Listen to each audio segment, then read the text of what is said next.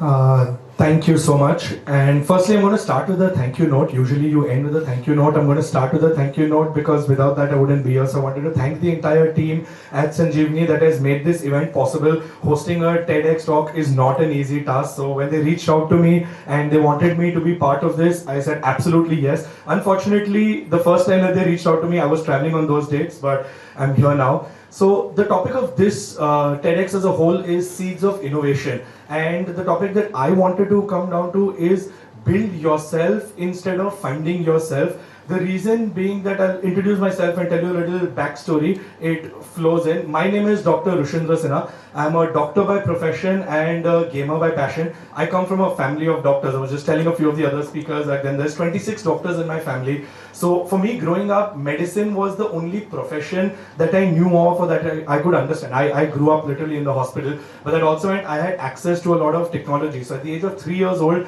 I started playing video games on the computer that my parents had for patient data entry. I started playing this game called Chips Challenge, which was a black and white PC game, which was great fun for me, but not so much for the rest of the people at the hospital who had to fight me for their computer. So that was how I got started. Eventually, my parents got me a console and I started playing more single player games at home until I was 9, 10 years old and I was introduced to PC cafes for the first time.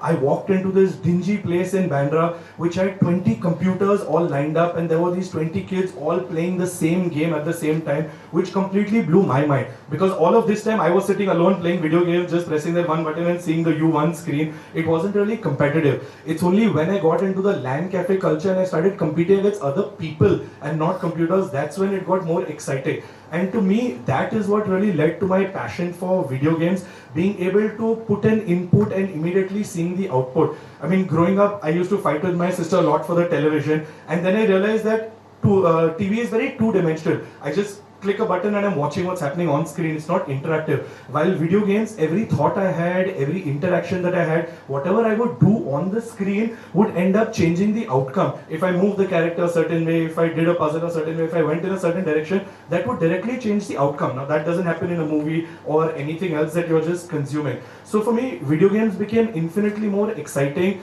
and that's why I just started spending more time playing video games. My parents obviously didn't enjoy that. And as I was saying, a lot of other parents now are looking at me because I keep motivating the kids to play video games. But for me, I was more chasing curiosity, where I wanted to see what happens when I go down this rabbit hole and how deep does this rabbit hole go. So it went from wanting to play video games to wanting to compete in them to wanting to become very good at them. I started competing in tournaments locally in 2001, 2002 when the prize money was 500 rupees, 1000 rupees, and the only purpose to win those tournaments was so that I would get more game time and cafe time. Thoda aur game khelenge. Can maybe get another month of game time at that cafe. That was the only purpose because घर पे नहीं बताना था, घर पे पैसे नहीं मिलते गेम खेलने के लिए. So बाकी सब के लिए it was absolutely fine. So that's why I started playing these tournaments so I could get better at the game and win some money so I could spend more time playing video games. Then came the advent of online gaming. Around 2004, 2005, I was completely blown away with that same experience that I had going into that cafe of 20 people playing the same game. I experienced with online gaming where I connected to a server and there were hundreds of people from across the world all playing the same game. Now, I'm not sure how many of you here are familiar with the concept of MMORPG, that's massively multiplayer online role-playing game. If you aren't, very lucky for you, it's very addicting, mat karo. You will spend, I have wasted years of my life and hours of my life getting involved in MMORPG games because it's like a second life, it's like an alternate reality, an alternate world that you sink yourself into and you're building that character up, that life up. And to me, that was amazingly fun. And all this was while I was in school. And it came to the point that I went from playing the game to becoming really good at the game to going in the top few in the country. So I started emailing the developers and publishers saying that, yeah, can you make these changes? This is what I found about the game that is better. This is what will make it a better experience. So I would start sending emailing them suggestions and changes. But I'm sure they got millions of such emails every day because they didn't reply to any of mine. So I decided to take matters into my own hand rather than waiting for them to do something about it. I started going online on forums, teaching myself programming, understanding how the game was made. I started teaching myself C++, C#, HTML, CSS, and all this was while I was in school and college. And career was nowhere out. Career, my parents always asked me, "Kya karna? Doctor banunga." So that was the only thing that I knew. So all this was happening in parallel where I was just chasing curiosity. One thing led to another, and with a bunch of friends, I reverse engineered and we created and launched our own game in 2006. which ended up being the most successful game for that year in the indie circuit. And in fact, our servers crashed on launch date, which is a great problem to have, but a problem nonetheless. And sir is looking at me because we discussed earlier talking about the gaming ecosystem a lot more. But going from there, very early on, I realized if you diligently put your time and effort into something, you will get good at it. It takes time, it takes consistency. But I went from playing video games just for entertainment and fun to playing the highest ranks. And my highest rank was I was a rank 8 Asia sniper, which sounds very scary to some of you, but in video games it's relatively safe. Because I wouldn't want to go out and say on stage that I'm a sniper, rank 8 sniper anywhere. But going from there, making video games by the age of 16, 17, I was earning anywhere between $3,000 to $5,000 a month, which back at that time was, even now it's a lot of money, but back then it was way more money than even I could have imagined. And there came a point when my parents found this envelope of cash in my cupboard, and my mom actually sat me down and was like, "Kya tu drugs bech raha hai?" And there was a very serious conversation that happened. And I was like, "No, it's video games." I explained the entire thing, and of course after that my parents were very supportive. While all this was happening, in parallel, my career for medicine was happening. I gave my entrance exam, got into med school, and even then, my parents asked me, like, "Is this what you want to do? Yahi karna hai ya kuch aur karna hai? Do you want to pursue this gaming thing that you enjoy so much?" I'm like, "Nahi, yes, side mein theek hai. It's fine as a passion, but it's not something that I at least envisioned as a career." This was again very early on in the early mid 2000s when gaming wasn't as evolved as it is today. But slowly, as I got into medicine, as I started doing more of this, I kept chasing curiosity. I spent more time on the computer than in the hospital. And eventually it came to that point where I took that active decision and I told my parents, I think this is what I want to pursue. I'll complete my MBBS, get my degree, but as soon as I'm done with medicine, I want to pursue my passion and do something in the gaming or tech space. I still wasn't sure what. So even at this time, I had no plan. Means MBBS खत्म हो गया, इतने projects कर लिए, video game खेल लिया, still no plan of what I wanted to do or how I wanted to go about it. So in fact, I remember the day I got done with med school, I gave an entrance for this place called the Hacker House in San Francisco, which was a collection of people just like me that wanted to move to Silicon Valley to do something in the tech space.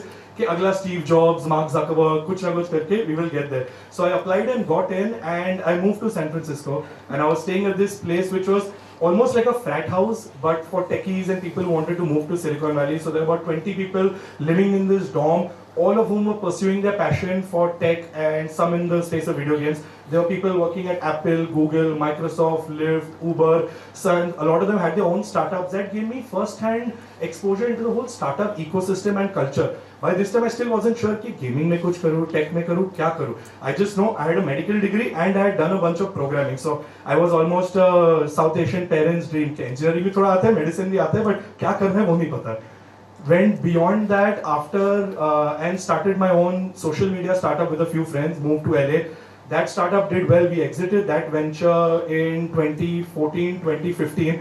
And after that, I still wasn't sure what I wanted to do. Means at this point, a lot of people would say, already बहुत कर लिया, but I was like, I still don't know करना क्या है. So I applied to Stanford, and I got into Stanford for their innovative leadership. It was a joint program between the design school and MBA. I did innovative leadership, and I said, abhi bahut ho gaya. Now 2017 mein, I have done my degree from Stanford. I have worked with multiple startups. I have done program. I have done MBBS. Abhi kya karu? I still had no idea. And while I was still in the journey of figuring it out, is when I saw the announcement for the TI7, that's the International 7, a Dota championship for $25 million. That same game I used to play with my friends for 500,000 rupees had evolved, the ecosystem had evolved to the point where there was a global championship happening for $25 million, which for those of you who don't know in today's rate is close to about 200 crores. That was of the same game that we played. Got 500,000 rupees for. So I called up my best friend Mohit and I was like, यार 500 रुपए के लिए खेलते थे. It's now a 200 CR ecosystem. That means that there's a lot more around it, not just playing the game. There's hosting the tournaments, there's the production side of it, there's broadcasting, the tech that goes behind it. It is now an ecosystem that is getting there and we need to jump in.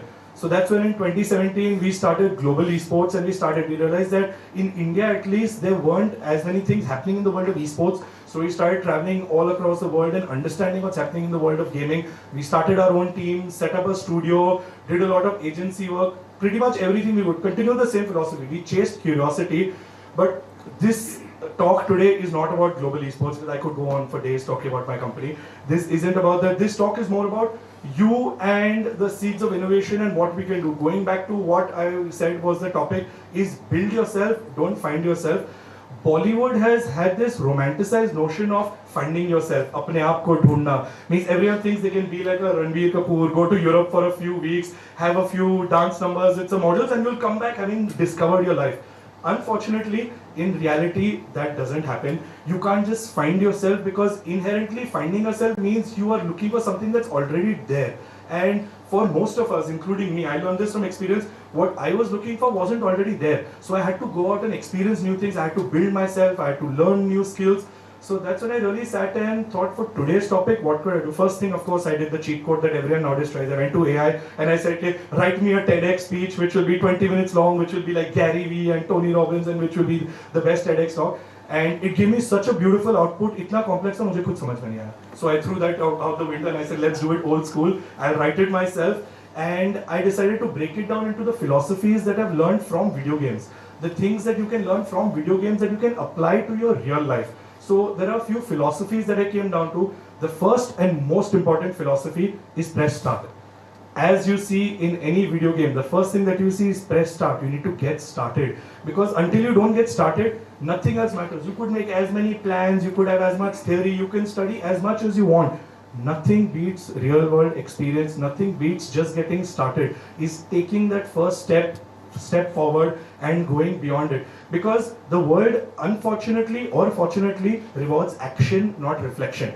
You could think about anything, but till you don't take that first step and get started, nothing is going to go. So that's why the first and most important philosophy is press start.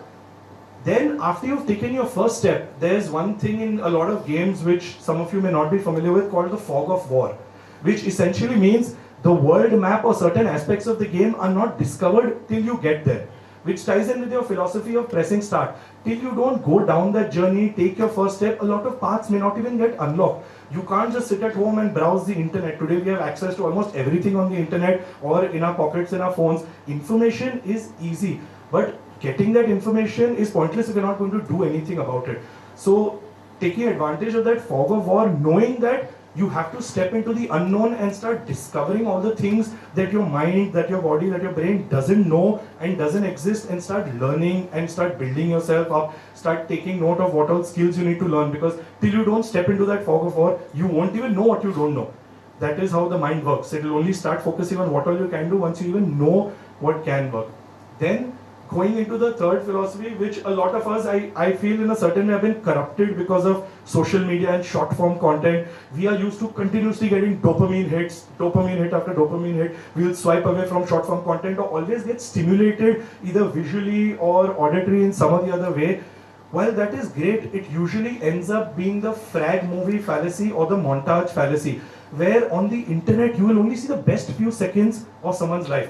Whether it is them on a holiday, whether it is certain achievements, whether it is even in games. If you see a frag movie or a montage, people will take maybe 10 years of their career and put it into one great 30-second or 60-second video, and all of us think that, "Arey yaar, inki life yahi hai. This is how they are and this is every day." What they don't show you is the 5,000 hours of boring work that they put in before that, and the 5,000 hours of struggle that they put in that no one likes to talk about for whatever reason.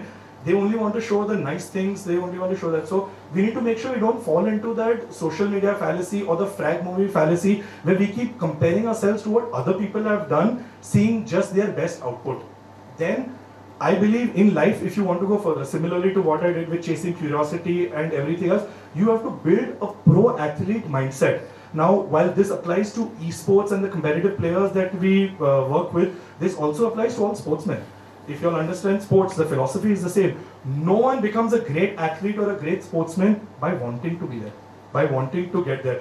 It's a quote I recently read was that you can't scale a mountaintop just by looking at the peak and imagining yourself there. You need to actually take that first step. So similarly with pros, you might enjoy when a Virat Kohli or a Dhoni comes out and wins a trophy and does whatever he does. That's great, but you have to see the 10, 20 years of journey that has taken for him to get there, the grind that it takes, the consistency that it takes, the hard work. It's a boring path. Hard work and consistency is boring. You only end up seeing the exciting bits of it, but to be honest, it's the boring thing that make money and really have impact. You have to do that consistently every day over a long period of time, and that goes into the next philosophy of embracing failure. A lot of us get so scared of failure. Video games take away that philosophy because you have infinite lives in video games. You can press restart and start over and give as many attempts. If you fail at a game, you can just start again. I am now learning this firsthand even with my son. My son is 18 months old. When he's learning to walk, every time he would get up and fall and walk, he would get up again. Imagine if he tried a few times and said, "Yeah, mere bas ki baat nahi, main nahi chalunga." It wouldn't work out. He gets up and he tries again and he doesn't know that there is an option to quit. So failure is not an option. Understand that through the philosophy of video games, you have infinite lives. You could make as many attempts and you could be doing this for as often as you want. That's absolutely fine. And just hit reset, hit restart and do it again and get better at it iteratively. That's the most important thing. Leading into meta shift. Meta, which we always hear this word a lot if you hear about video games and sports in general. Meta is most effective tactic available, which essentially means at that point, what is the best way to do a certain thing? Now there's two ways to go about it. One is to follow the existing meta, go and do your research, find out what's there, get started, try what works, what doesn't work. The other is to build your own meta. Try what works, try what doesn't work, make your own philosophy. I always say that life is too short to make all mistakes yourself. So learn from other people's mistakes, read books, see what the other people are doing in the space that you are interested in or want to do, that you've now gone through your fog of war and press start and gotten more information on. Start following and understanding what other people are doing so you can slowly go from following the meta to building it. The goal always needs to be from following to leading. That should be your eventual path and very diligently look at it. Now, fortunately for video games, there's always this HUD, this heads-up display or screen, which shows you your stats. You can see your life, you can see your HP, mana, all that. If you're playing a shooter game, you'll see how many bullets are there, which gun you have. All these stats are visible. In real life, we don't have this HUD, we don't have these stats. But imagine if you could, how many days you have left, your bank balance, your health, your reports, all of these are actually there. They're just scattered around the world, which you need to collect and kind of make your own internal HUD based on what's important to your life, what stats are important to your life, what metrics are important, whether it's your health, whether it's your financial status, whether it's your career, whatever it is, you need to be able to track those goals and focus on what is the most effective tactic available, what is the meta to get to where your goals are. And I can see that since this is the morning session and the first one, I don't want to go Borok, so I'm going to go one primary other philosophy, which I have learned from the game Mario, which I'm sure most people here would have either heard of Mario or played it at some point. In life, it's a journey, it's not a destination. And Mario teaches that more than anything else, because every time you complete a level, the one line that you see, the princess is in another castle. It makes you go to the next castle and then you repeat the entire process, you pass the level, only to find out once you reach the flag, again this says princess is in another castle. And then you keep going on one step after another. This is in life known as a goalpost philosophy. You need to keep moving your goalpost and keep going forward. You can't just be fixated that मुझे ये करना है life में तो यही करूँगा and जब तक ये नहीं होगा I can't do anything else. You will have to very actively work towards being adaptive. One thing that you have to keep note of is account for variable change. In life, there will always be some of the other circumstances that will happen. Even in video games, there are patch fixes, there are updates. Like Mark Cuban always jokes around and says, he says that I have a sports team, I will never get into esports because at any point, everything can change. It's like, imagine in my NBA team, just before my players went on stage, if they announced a new rule that aaj se instead of one ball, there will be two balls in basketball. Or if the height of the hoop changes, or if they suddenly add a few more players, or arbitrarily keep making rules. That's what happens in video games, and that's also what happens in life. Arbitrarily, a lot of things that are not in your control keep happening in life. You could have perfected something and trained for 3 years and then one thing happens and suddenly none of that matters. So you always have to account for variable change and know that that is the norm. That is not the exception. That is what you need to focus towards. And most importantly, this is a quote by Helen Keller that I find really impactful, because she was deaf, dumb and mute. She couldn't, so she was deaf, dumb and blind, sorry. She couldn't speak, she couldn't hear, she couldn't understand or comprehend, and yet this quote of hers is so powerful where she says, life is either a daring adventure or nothing at all. And that is so impactful. And for all of you sitting over here, my father would always say that the world is divided into two kinds of people.